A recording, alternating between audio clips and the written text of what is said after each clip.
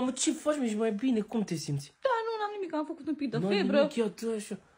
Mă, să fiu al dracu, un pic de febră, ars. Ars, nebună, cât ai temperatură? Ți-ai luat temperatura?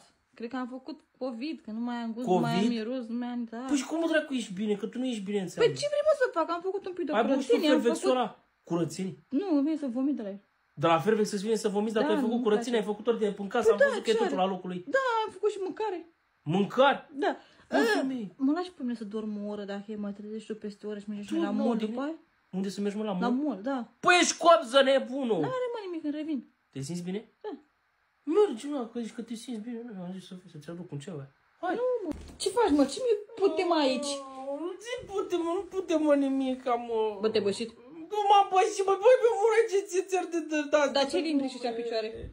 Limbrici, și să te coțe, mă, mi-a zis mămica să-mi pui să te coțe. Păi ce ai? Coțea mi-a luat temperatura. Și cât ai? Fatală, 36,5. 36,5. Știu, e, nu mai am mult, știu. Te plângi.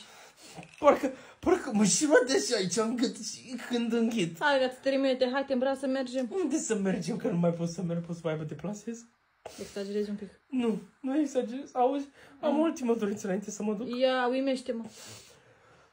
Știi că mie îmi place Pepsi-ul mult. Așa.